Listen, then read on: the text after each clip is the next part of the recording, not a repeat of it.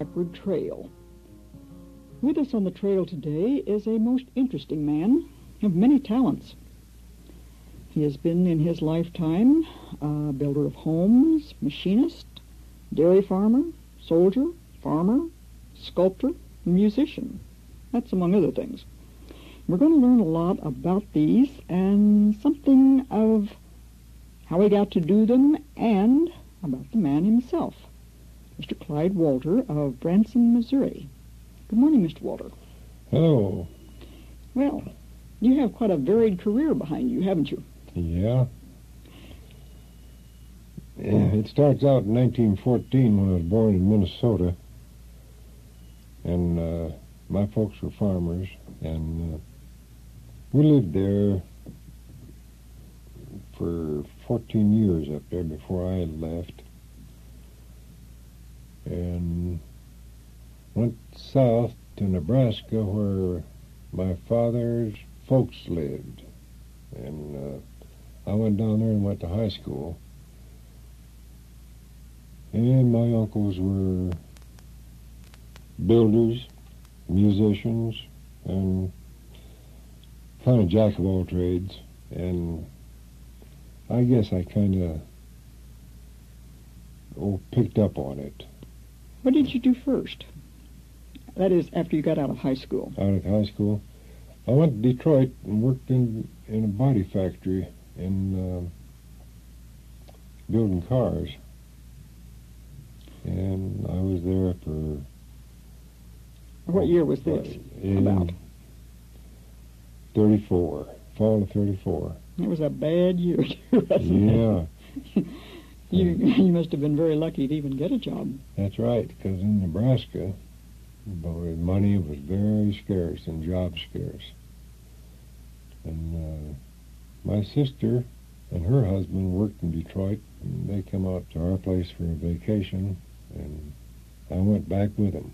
And we got a job, and that was quite a treat to have a job in those years. Well, I think anyone who had a job was considered very fortunate. Yeah. So how long did you stay with the automobile industry? Oh, I suppose I was there like 2 or 3 years. And then I came back and worked on the Missouri River. They were beginning to harness the Missouri River at that time. At what point? Up around south of Sioux City, Iowa, and north of Omaha, Nebraska. In that part in there. And I worked on the river for, we call it River Cambies. I've never heard that term. What were they doing? Well, a new channel at that time? They were straightening out the channel. Mm-hmm. They're cutting out these big curves that would cut thousands of acres off of one bank, and then they would turn around and cut back to the other side. And in straightening out this river, they build mats and build dikes and pile rock and so on. And I worked on that for a couple of years, and then went back to Detroit again and went to work again for the automobile industry. And from there, Uncle Sam called. Uh-huh. Then you got into World War II. Got in the Army in 41. What branch of the service were you in? In the Signal Corps. Where were you stationed? Well, see, I was in there 5 years and at a lot of different places.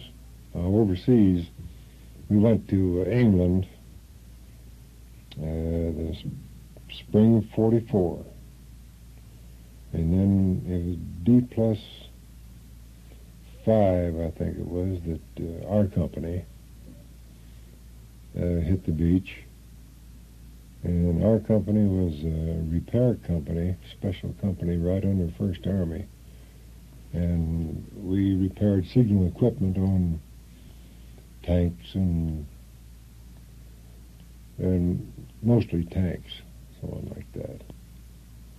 And we had 21 repair sections, and they were stationed all over the front, up and down the front, and then we'd have to go to these people and, like on the end of the month, and pay them and so on. We weren't always together like most companies are, they were scattered out, so. Mm-hmm. And then after the war ended, we all thought we was going to have to go over to the Pacific, but luckily we didn't. While you were over there, did you have an opportunity to learn any of the customs or the way they were doing in England? Yeah, this is kind of light, but we'd have to go to this market and buy coal for our heating stoves and so on. And the way they do, if you bought 2 baskets of coal, they weighed each basket. Oh? Yeah. You'd think if you bought 2 baskets, they'd weigh 1 and then multiply it by 2. But in England at that time, that's the way they did. If you bought 1, 2, 4, 5 baskets of coal, they would measure out and weigh each one of them. How large a basket would that have been? And a bushel basket about. What did it cost per basket? I don't remember. I was trying to decide whether coal had gone up considerably in the past 40 years or so. Oh, I wouldn't have any idea because it must have. Everything else has. There was probably a deal between the Army and the British government, and however they worked it, I don't know. I see. So then after you got through with your work in the Signal Corps, you came back to America? Mm-hmm. And what happened? Well, I started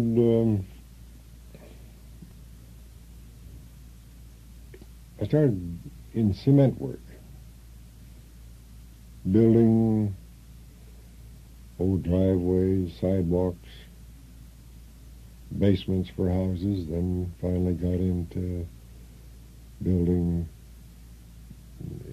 not just the basement, but the whole house. Regular contractor then? Yeah, but I would just do the masonry work on them.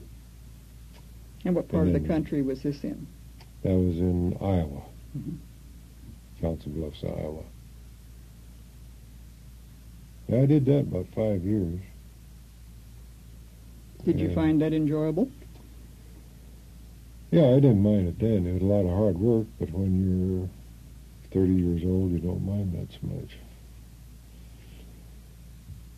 That's when we went up north a little ways, about 30 miles north, and bought a little farm up there. And got in on remodeling an old house that was probably built around 1860 or something like that. And it was very old, and we remodeled the whole thing, my wife Sue and I, and had some help from my brother-in-law. He liked to come up and help. And we lived there 20 years. In that one house? Mm-hmm. But that's when we started dairying. And then after a couple of years of drought, we figured that, or we could see that we couldn't hardly make it work. It wasn't a big enough operation. And the drought was just too much to keep going with. So that's when I went to work as they call them industrial machinists at this Vickers Corporation. They built hydraulic pumps and valves and so on. It was a subsidiary of Sperry Rand. And after a while there, I enjoyed that and got to be a pretty good machinist. And we lived there 10 years. I worked there 10 years, I mean.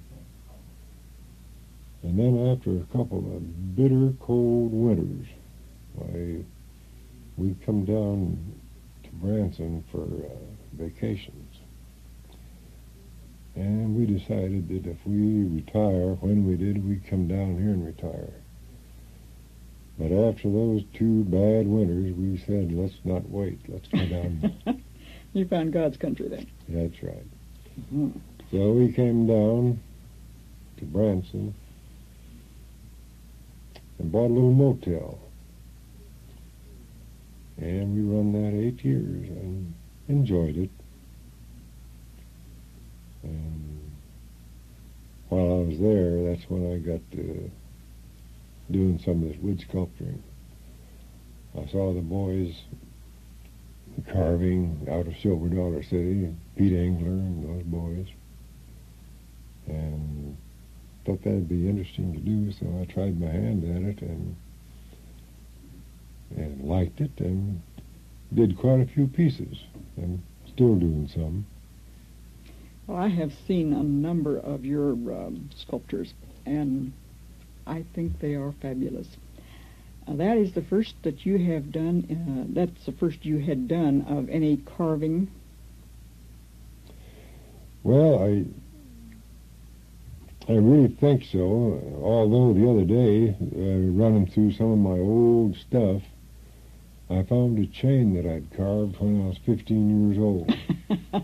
It's hardly the same thing. So evidently, you had the urge at least. It's kind of an urge to do that before, but when I came down here, when you see somebody do something that you think maybe you can do it too, it's more interesting, and you get into it. Well, now, this sort of runs in your family, doesn't it? I think so. You have a daughter who is also a sculptor. Yes. Or sculptress. She's really fabulous.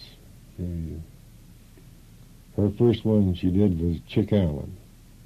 And I think everybody around here knows who Chick Allen Oh, certainly. is or was. Just in case they don't, Chick Allen is the old root digger. Mm-hmm. He's no longer with us, but I think most everyone who's been to the Ozarks has heard of Chick Allen.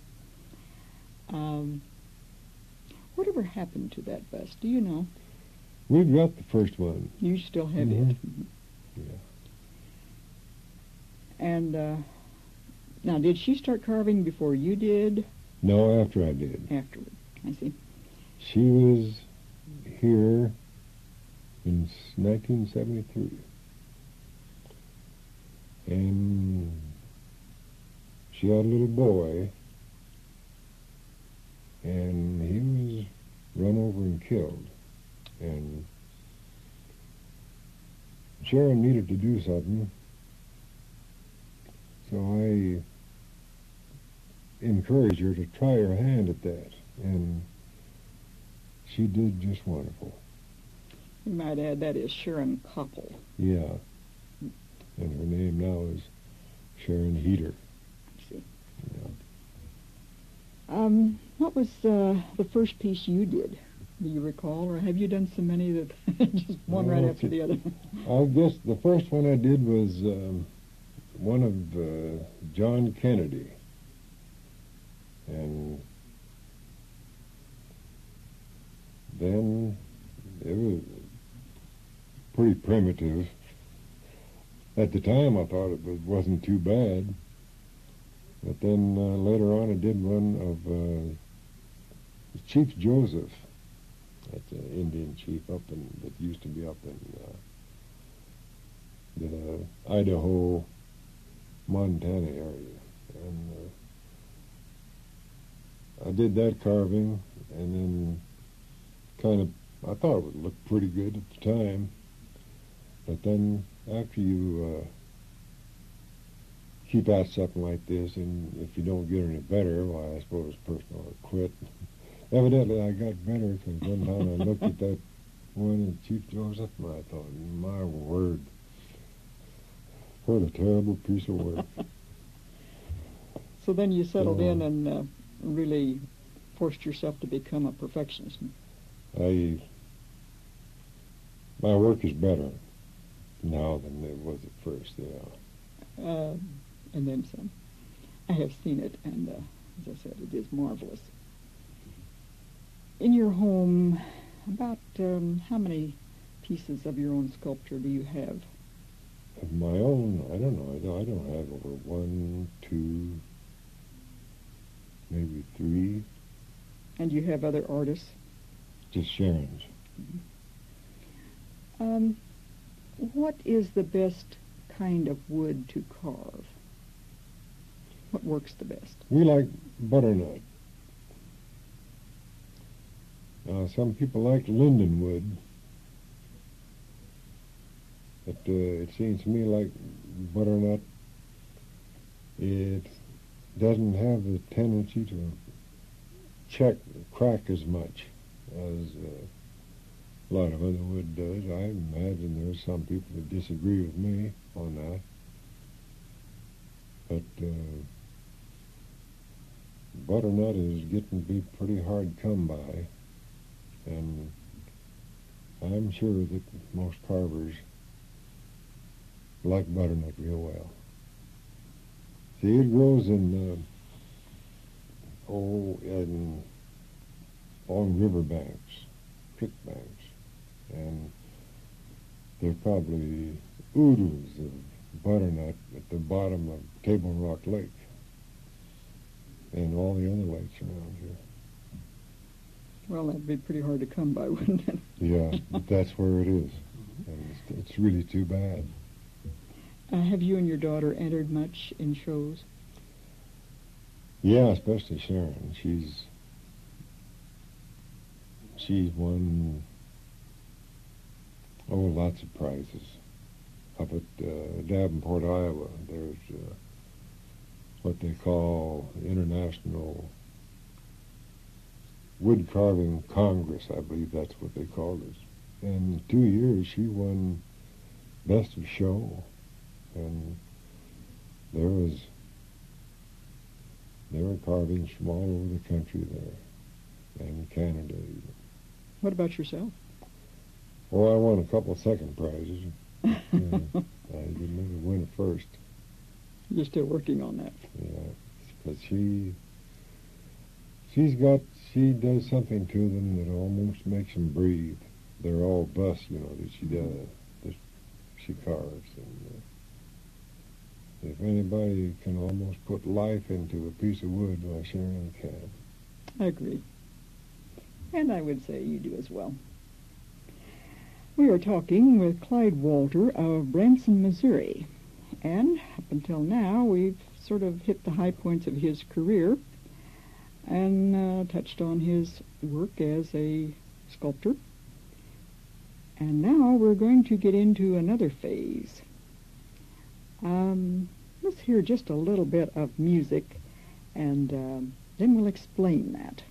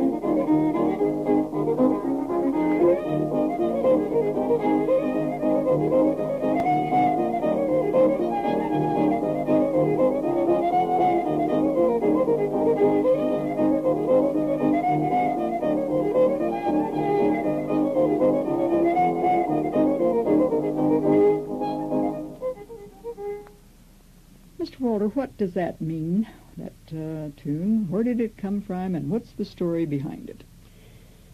Now, that's something that no one can really figure out where these people got the names. And what do you mean by these people? Well, that wrote or made up these songs, like Granny Will Your Dog Bite, and Stony Point, for instance. That's another one that my Uncle Bob played. And these are all old-time pieces. They're old-time pieces, like Coming Down from Denver. Well, it must go back to the old pioneer days when whatever happened coming down from Denver, why, somebody wrote a song about it, or wrote a tune about it. Now, these pieces will all be played on the violin, or as you would say, a fiddle. Yeah. Mm-hmm. And Uncle Bob, let's talk a little bit about him. What is the connection, and how did you get into music? You mentioned earlier that you sort of grew up with it. Yeah, my dad played the fiddle, and all of his brothers and his granddad and his great-granddad family way back played the fiddle. I started when I was 8 years old picking out tunes on the fiddle. And there's something funny too about my Uncle Bob when he started to play. His dad made him get up over the bed to play the fiddle in case he dropped it, he wouldn't break it. So, Dad wasn't that particular about it, but he always made me wash my hands first before I practiced on his fiddle. This Uncle Bob you speak of, how old a man was he at the time he was in his prime, shall we say, doing all of this? Probably 40, because when I went down to Nebraska, everybody talked about what a good fiddler Bob was at that time, and so evidently right about then was when he was probably at his prime. And he was a master at the old fiddle, that's right. I remember one time he said he played in 36 contests and won 34. Now, that might be off a tune or two there, or a contest or two, but I'm pretty sure that's what he said. It was 134 out of 36. All right, let's talk a little bit about these old-time fiddlers contests. I have heard the term, and I've always been curious just what it was all about. Who are they, and how do they compete? Well, they sometimes are invited to these fiddle contests once you get known. Where are the contests held, and who sponsors them? Well,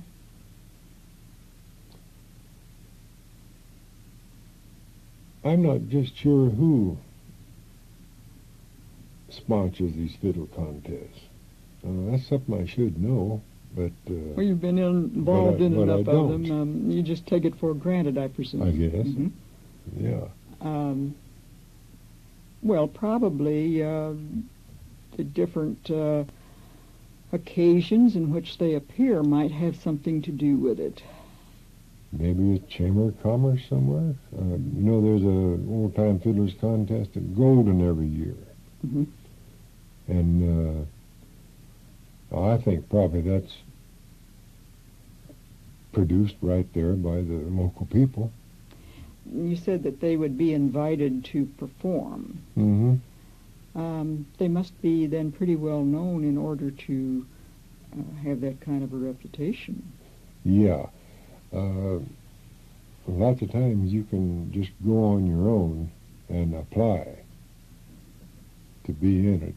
And once you're on the roster, then after that, you generally get an invitation to come to the fiddling contest. Mm-hmm. And most generally, you go to a contest and you'll see the same people that were there the last time, maybe plus 2 or 3 new faces. And maybe there'll be 2 or 3 that's not there. So it's a kind of a gradual changeover, but they do feature the same people, a lot of the same people every year. Yeah. All right. Now, what happens at one of these contests? Just what, from the beginning, what happens? Do they each play and are judged, or do they play and get down to what they'd call finals and then compete against each other among the ones that are better, or what? That a lot of times depends on the situation. Each man will probably play 2 to 3 tunes, of different types, like a waltz and an old hoedown, and maybe a tune of their choice, whatever. And if there's very many, like by many, I'll say maybe the 30 people, there's generally 3 judges. And after they all play, then the 3 judges will eliminate so many. And that'll be the first cut, they might call it, see. Mm-hmm. And so the remaining will each play, and they'll thin them down some more until they get down to the maybe last 3 or 5, something like that. Then they'll have first place, second place, third place, fourth place, and maybe sometimes fifth place. They don't all operate the same, but that's pretty close to the general trend of the fiddle contest. Now, these little fiddlers, what do? Go all over the country entering these contests just for the fun of it, or is there much money involved, or what is the attraction? Well, mostly it's just that these old fiddlers just love to play fiddle and like to get together and enjoy each other. And, they want the recognition of being tops? They do go quite a ways. There's a national fiddle contest in Idaho. I can't think of the name of the town where they have it every year. But that's the National Fiddle Contest. And there people come from Texas, Oregon, and you name it. There's a lot of people there. That's the big contest. I've never been there. Why don't we listen to another one of these, well, they're on a record, an album. And I think you have one picked out here, Stony Point. Yeah, tell me a little bit about that. Stony Point is one of Uncle Bob's favorite tunes, and that won several contests for him. I remember that because I asked him one time, well, which tune did you play that won your first prize? And he said, Stony Point. So... what is that? Is it a jig or... it's a hoedown. Hoedown. Yeah. All right, well, just listen to that.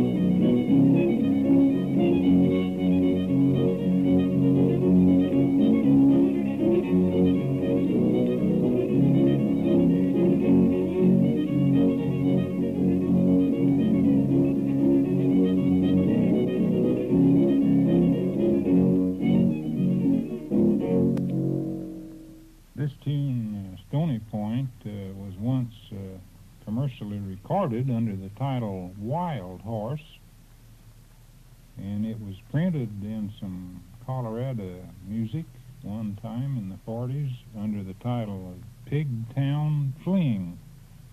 The original melody, going back to the very early tune books, is Kelton's Reel. However, there were only two parts, and the two parts that Bob Walters played here, part 3 and 4, I failed to ask him the source or the origin of them, and I wish I had done that. Now then, this little bit of information that follows that, what's the story there? Did your Uncle Bob collect these records? Uncle Bob had a friend, a real good friend, back about 1948 that had a wire recorder. He was a fiddler too, and he used to go to these fiddling contests, and he finally met Uncle Bob. Well, he was so impressed with Uncle Bob that he used to pay many visits to him and just sit down like for a whole afternoon and record. And this Bob Christensen, he's the man, and he also carried with him a little portable electric organ. So he would second to Bob's fiddle playing. And I think that's what's on these records here. Did they collect, they must have collected quite a number of them. He did. And then had them recorded. How many of those records do you have? Let's see, or how many albums, I should say? Just 2 discs. See, there's about 20 different tunes. That would have been his better ones. Yeah. His prize-winning deals, no doubt. They're the ones that Bob Christensen picked out here in the past few years that he had recorded from these wire recordings. But he also had a bunch of hard luck, Bob Christensen did. Someone broke into his garage where he had all these wire recordings, and they stole them. Oh, my. And so he was lucky that he was able to save some of them. Well, at least something has been preserved from it all. Yeah. Mm-hmm. How many different types of music of the recordings were there? And you said something about a jig and a waltz and all of that. Yeah, they waltz music and the old schottisch. And I imagine there aren't too many people among the younger generation, at any rate, who would know what a schottisch was. No, this old-time schottisch that is a 6/8 time. That's a Irish jig type. Now, is that not to be confused with a clog? Well, I'm not too sure that it's not. It was the original, like the Irish washwoman. Mm-hmm. Well, that's the Irish jig, but I think it's different than the clog, all right. I think here in the hill country they did more clogging. Yeah. And I have seen Chick Allen do a little jig now and then earlier, in his earlier days. But, of course, I couldn't do that sort of thing. I have seen it done, and it is most interesting. You're familiar with Earl Gibson, of course, old fiddler. Yeah. I have seen his wife do the old-fashioned jig, and it is remarkable. And I have seen her schottisch also. It was an old-time schottisch.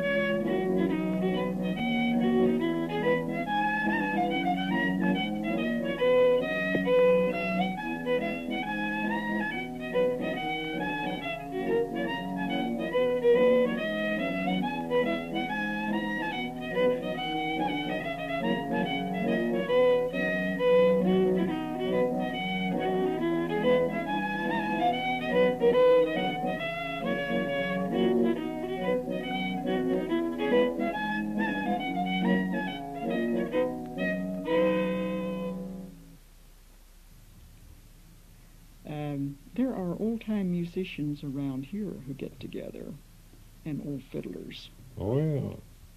Yeah, I play with Eric Lloyd is one. He plays guitar, plays fiddle. And Johnny Boyd plays mandolin and fiddle, guitar. And I've played quite a bit with them. I haven't recently, but I think I'm going to start again. How many old-time musicians would you say offhand that we have in the immediate area here, in Taney County, at least? Well, I don't know. I'm going to just quote somebody, a native here. He told me one time, you go out here and shake the bushes and you'd be surprised. That's a good way of putting it. How many fiddlers and banjo players you'll find. All right. What about a quadrille? Were there many of those played?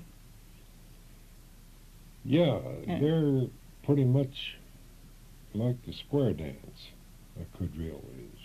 And when these old-time musicians are playing, do they play for the people to dance, or do they play mostly just for their own enjoyment? Or is it a combination? Oh, I think when people get together to play, it's really, I think they enjoy playing a little more than they enjoy playing for somebody else, you might say. And it's for their own satisfaction. It's a great satisfaction is within yourselves to take and grin together. What is a quadrille? Well, it's similar to a square dance. It's just about the same thing. The only thing is they used to do it at 6/8 time. The Irish washwoman type of music. Pretty fast. Yeah, and pretty jumpy, like two-stepping and so on. And I haven't seen any since I was just a kid. It's practically a thing of the past anymore. Never hear of a quadrille anymore. Oh. I don't anyway. You know, in the good old days, when you and I were young, at the dances they used to play quadrilles. And I recall them quite well. A lot of this old-time fiddling is a little bit out of my ken, but the quadrilles and even the schottisches, certainly the waltz, I recall quite well. Love to do them. Good for you. Why don't we just listen to one of these quadrilles and see how it sounds? Here's the Oyster River Quadrille.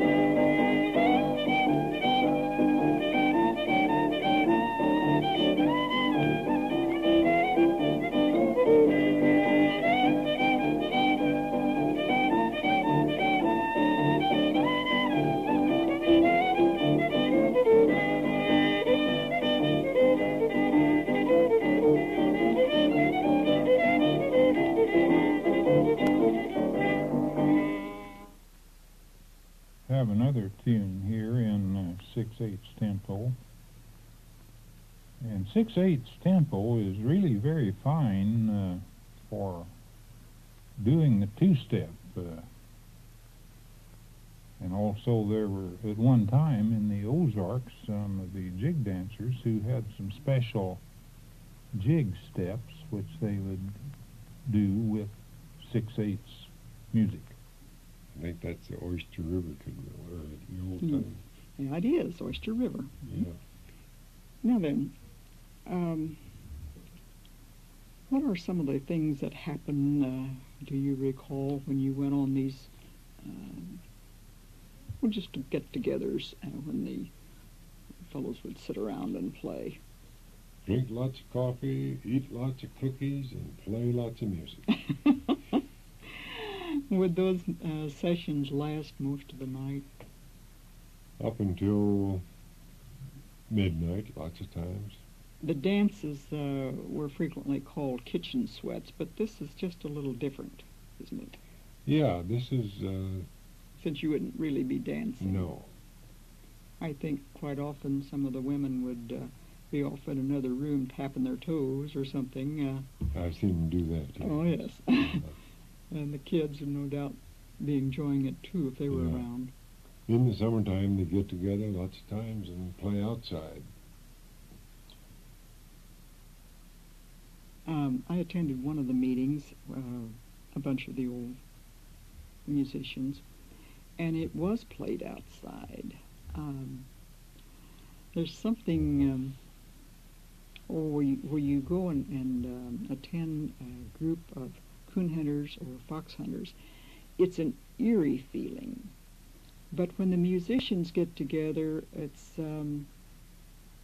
what would be the word there? It's a different thing altogether, and yet there is that same closeness that seems to be particularly so among the hill people, among the hill musicians. You know what I'm trying to say? Yeah, it's just a compatible quality among the people that it's hard to explain. How long did your Uncle Bob get around and do these? How old was he when he was playing his last music? 69. He's still going strong. I have one tune of his, and I haven't got it here today. But when Bob Christensen recorded it. He explains, he said it was pretty hard for Bob. He had emphysema real bad, and he had to sit on the couch in order to play this tune that he was playing. And it was just a while after that Uncle Bob died.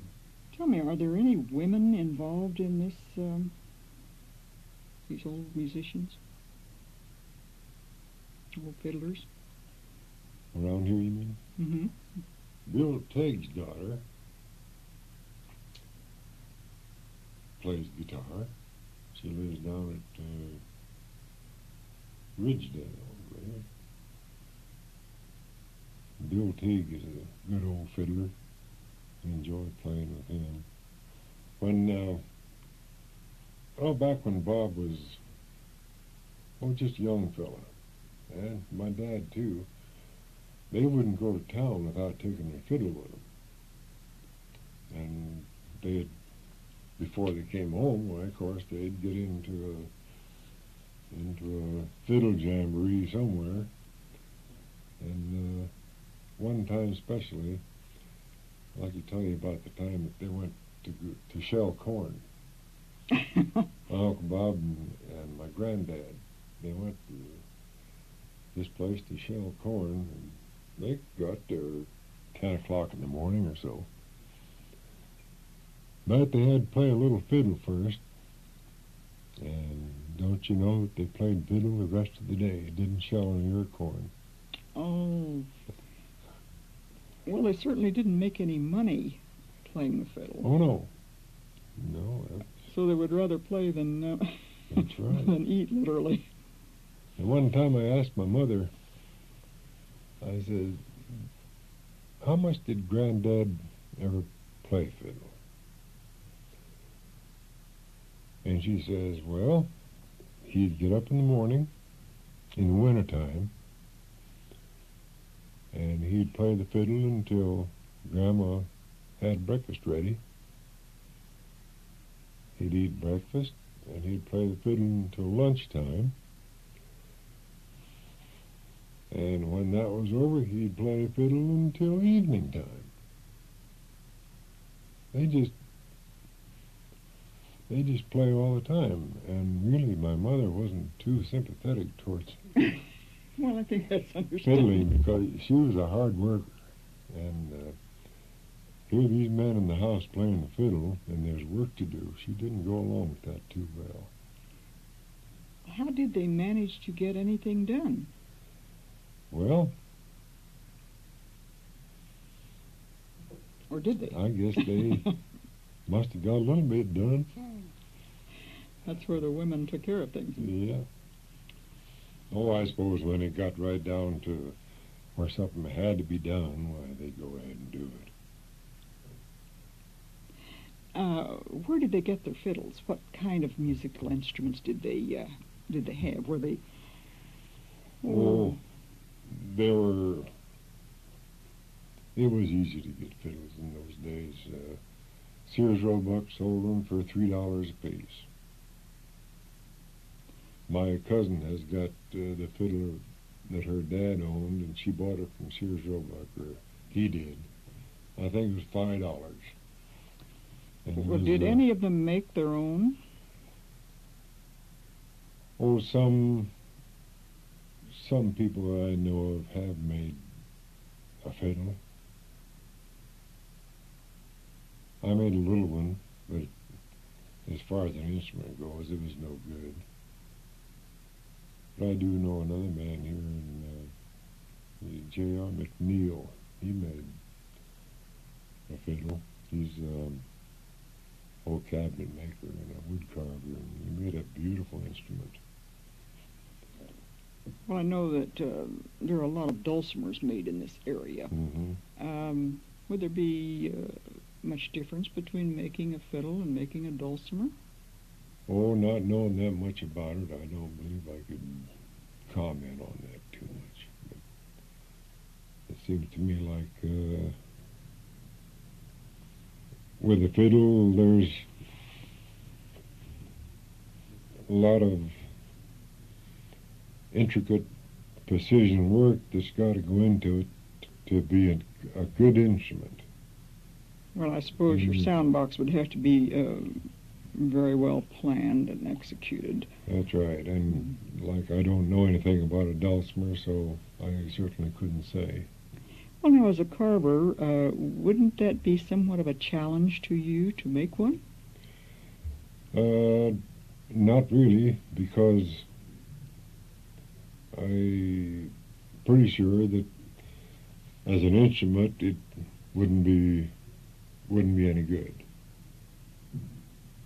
You might make a pretty one, but pretty don't get it. Pretty is as pretty does. Yeah. Well, certainly you couldn't get one for $4 or $5 now. No. My husband does a little fiddling also, and he has an old fiddle, which he is playing now. But a little side story on that, the case that the fiddle was in was an old, well, it reminded me of those cases that the gangsters used to carry, according to the films of the 30s. And it was very badly beaten up, and the mice had gotten in and chewed a few holes in it, and so on and so forth. And I couldn't get him to discard the thing. So the fiddle needed some work on it, and he took it up to Earl Gibson to have it repaired. And I was embarrassed to tears that he wanted to use this old case to carry it in. But he did anyhow. And when Earl Gibson took one look at that, he said, "You have a real museum piece there, haven't you? It's a collector's item." He not only repaired the fiddle, but he rebuilt the case, and it is a work of art. Beautiful. So, of course, now I tolerate it, knowing that I have a little gem at home. Mm-hmm. I think that the cases really are as individual as the fiddle itself. Yeah, I have several of them, of the old wooden cases. Mm-hmm.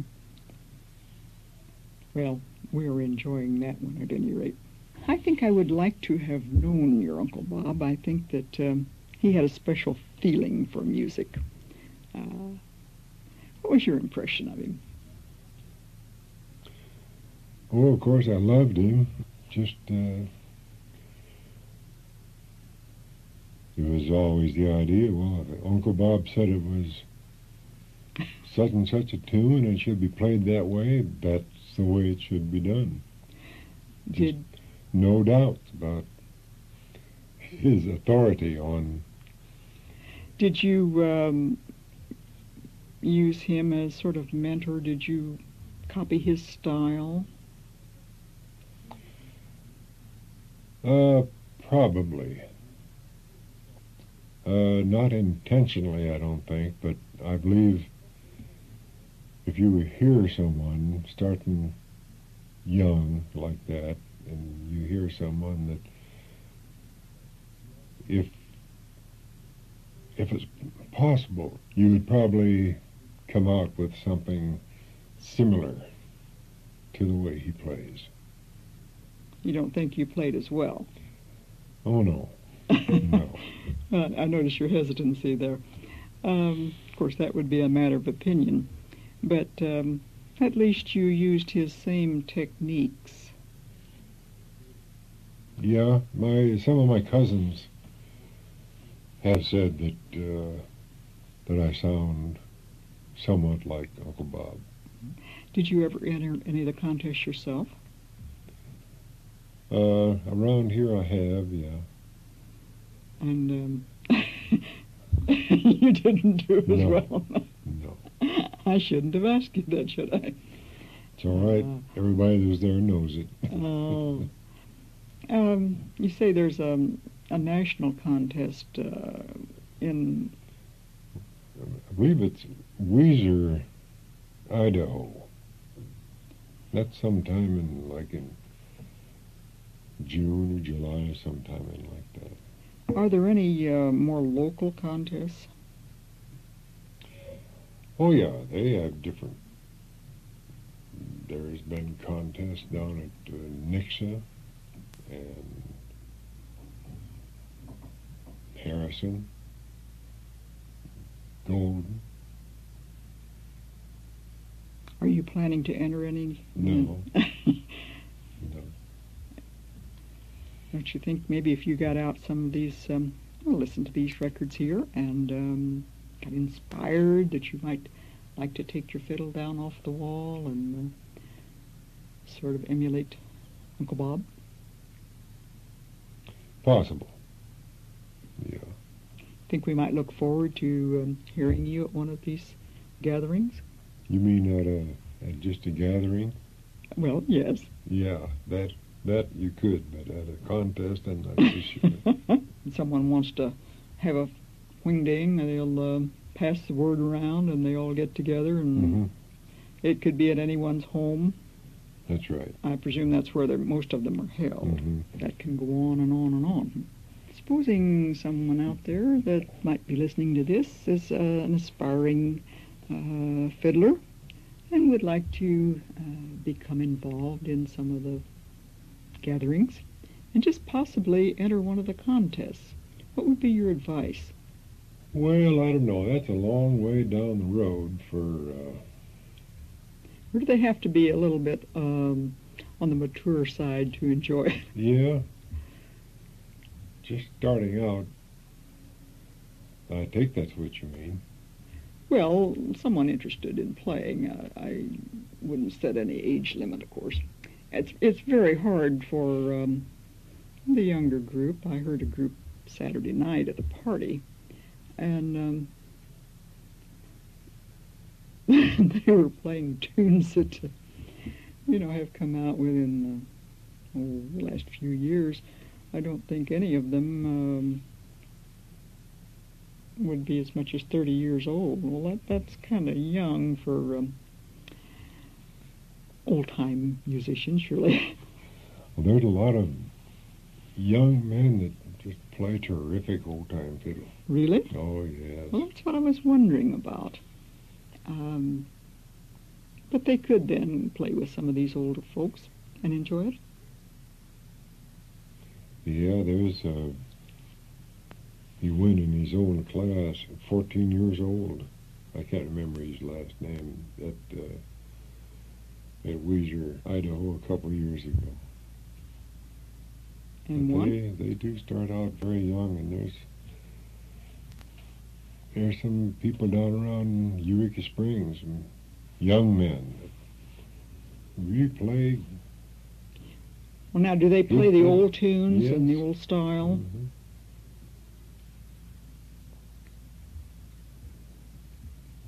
Do you, when you're carving or doing some of your other work, do you often get the urge to get your fiddle down and sort of play a tune now and then and maybe pass the time of the day or pass the day away playing the fiddle? Oh, yeah, at times you get the urge to play it. You can't... You forget all about the shelling corn. Yeah, necessarily tell when it's going to happen, but, it might be...